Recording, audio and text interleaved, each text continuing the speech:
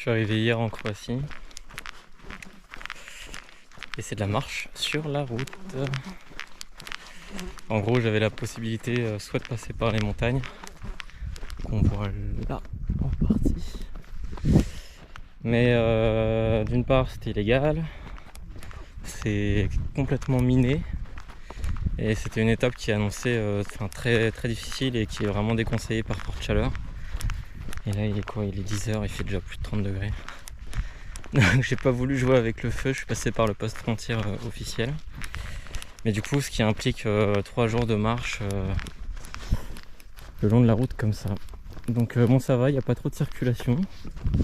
C'est juste qu'il fait chaud, c'est lourd. Et puis ouais, pour les pieds et tout, ça fait mal quoi. Ça fait mal. Donc voilà, mais je suis arrivé en Croatie. Donc ça avance, hein. La Bosnie c'était vraiment top. Une chance avec le temps vraiment incroyable. Et comme au Monténégro, vraiment des endroits, le massif du Prègne, c'était vraiment magnifique. Plein de rencontres, de plus en plus. Donc c'est génial. Et bon, les retours que j'ai là pour la Croatie sont pas foufou.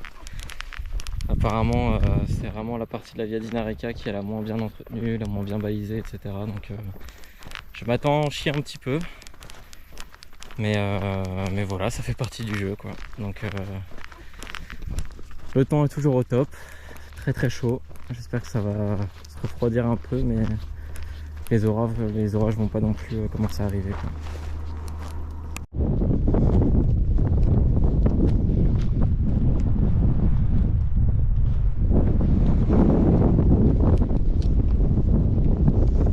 Le sommet qu'on voit là-bas, là, avec tout le monde, c'est le Mont Dinara, c'est le point culminant de la Croatie. Bon, c'est pas très très haut, je crois que c'est un peu plus de 1008. Et voilà, au moins j'aurais, parce que jusqu'à présent je passais un peu au pied à chaque fois des sommets les plus hauts et puis je me chauffais pas à les monter. Et là bon, c'était vraiment sur le chemin, pas de détour, pas compliqué. Donc au moins j'aurai un des sommets. Ça y est, je viens juste de repartir, de me remettre en route. Après une bonne pause, une sacrée pause de 4 jours. Alors c'était pas du tout prévu. Mais bon, c'est vraiment les rencontres comme ça au hasard du chemin. Là on est jeudi. Jeudi fin d'après-midi. Et donc dimanche dernier, je finissais ma journée. J'arrive à une fontaine, je pensais camper pas trop loin. Et juste à côté de la fontaine, il y avait aussi un couple.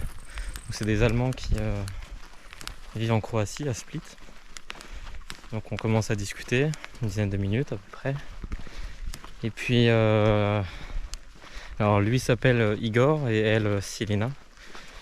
Et donc je vois qu'ils parlent un peu en allemand tous les deux. Et puis au bout de 10 minutes, ils me disent bah, écoute, si tu veux, on peut si ça te dit, on peut t'inviter à Split, venir passer quelques jours chez nous. Donc comme ça te permet de te reposer, etc. Sachant que pour moi le timing était absolument parfait parce que je pensais prendre un jour de pause dans le village d'après en fait. Donc ça correspondait bien à mes envies. Et puis comme ça c'était l'occasion de voir Split, d'aller sur la côte un peu aussi de la Croatie que j'aurais un peu loupé quoi autrement. Donc je me suis dit bon bah go, on va tenter cette histoire. Et c'était incroyable. Encore une fois, hein, c'était vraiment génial.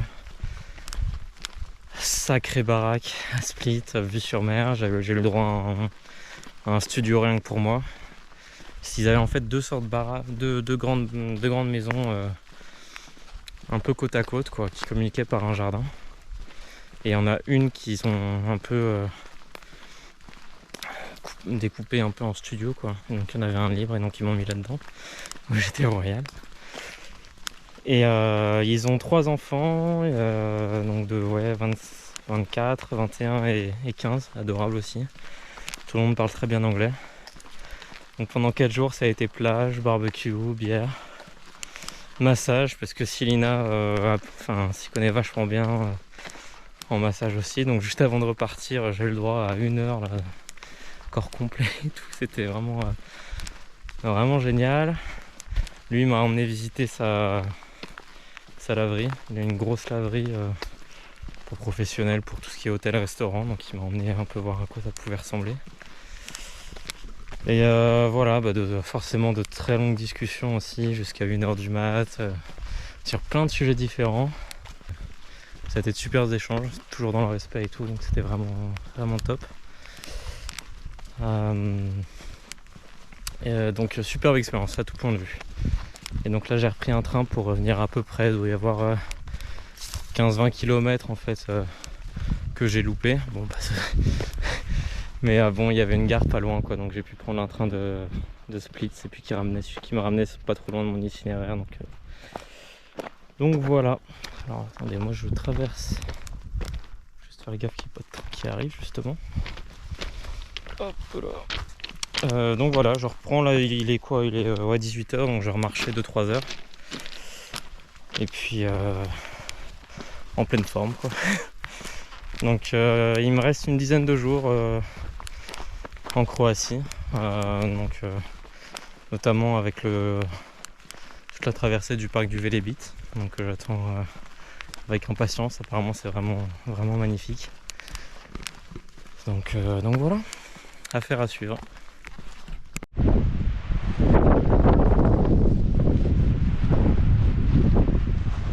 Bon, c'est fini les 30 degrés. Jour de Boura, c'est vraiment très impressionnant. J'en avais beaucoup entendu parler. C'est un vent très très froid, très très puissant. On trouve dans les montagnes croates. Et c'est vraiment des énormes rafales. Alors là, il y a une accalmie. Peut-être que je vais m'en prendre une dans la gueule là, en direct. C'est fait. Et ce qui est un peu compliqué, c'est que ça change tout le temps, quoi. Donc c'est très imprévisible. Donc quand on voit là, la vitesse, je sais pas si on voit bien la caméra, mais la vitesse à laquelle vont les nuages là, c'est vraiment impressionnant. C'est passé par un petit sommet, et là avec ce vent là, je pense que je vais tenter de l'éviter, quoi, parce que là c'est chaud. Donc je vais voir parce que l'alternative c'est une descente qui a l'air assez tendue aussi. C'est con, là il y avait un petit refuge mais cadenassé de partout, donc impossible de m'y mettre. C'est pas non plus voilà, je fasse attention. Donc je vais voir ce que je fais.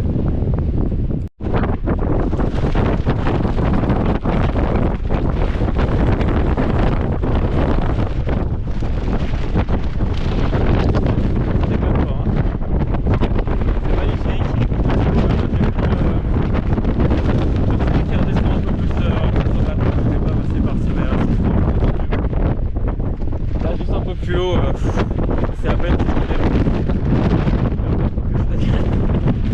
mais par contre c'est vraiment très beau. J'ai promis un peu sur la mer, du coup la mer Adriatique, c'est magnifique.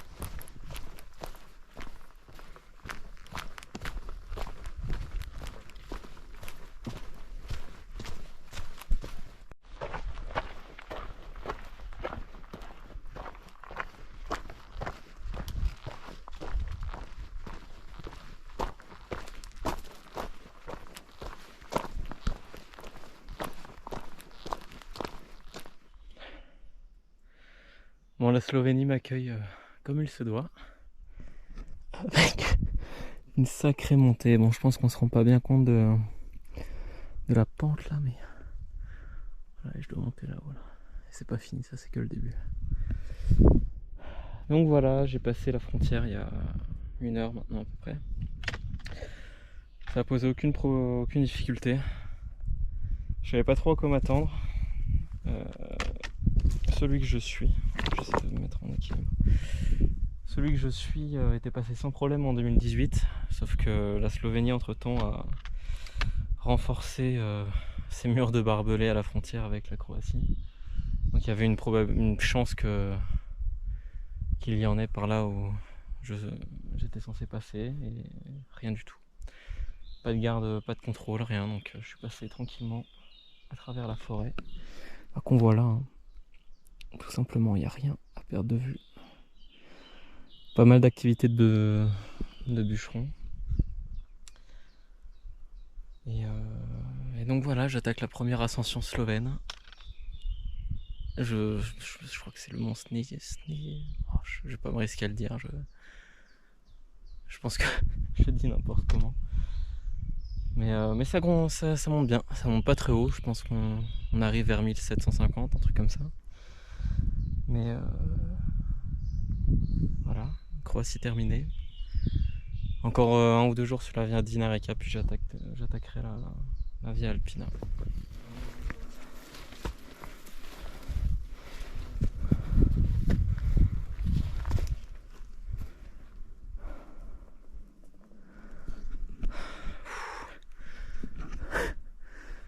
Ça grimpe.